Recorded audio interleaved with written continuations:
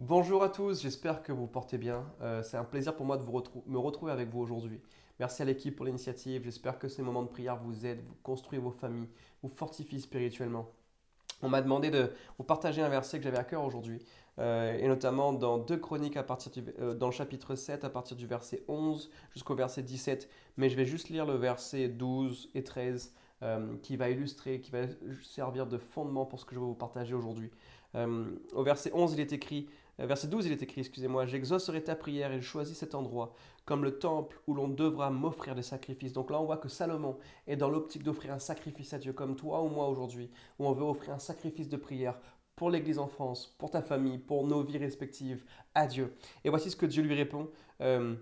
Il dit, j'exauce ta prière et j'écoute et je choisis, j'approuve l'endroit où tu te trouves. Et il dit, quand je fermerai le ciel où il n'y aura pas de pluie, quand j'ordonnerai aux sauterelles de dévorer le pays, ou quand j'enverrai la peste, ou les pestilences, ou les épidémies parmi mon peuple, si mon peuple sur qui est invoqué mon nom, qui porte mon nom, s'humilie, prie, me cherche, et il renonce à ses mauvaises voies, je l'écouterai du ciel, et je lui pardonnerai son péché, et je guérirai son pays.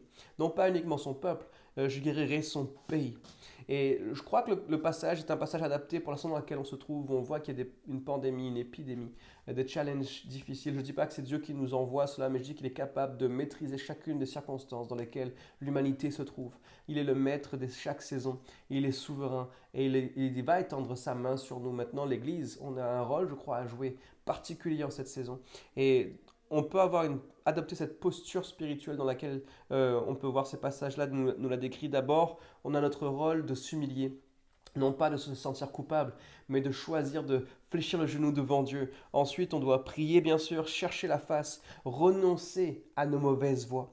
Ensuite, à partir de cette plateforme-là, de ce que toi et moi, on va mettre en place, Dieu lui va répondre et il va guérir le pays. Et il va libérer un parfum de restauration, je crois, sur l'Église en France. Mais il est important pour nous de prendre du temps, à titre personnel, de chercher à s'humilier, de chercher à la face de Dieu, de prier, mais non seulement de s'humilier, de chercher la face de Dieu, mais aussi de renoncer à des pratiques qui ne sont pas totalement alignées avec le cœur de Dieu pour nos vies personnelles. Et je crois que le Saint-Esprit est là, accessible pour chacun de nous aujourd'hui pour nous guider dans cette saison.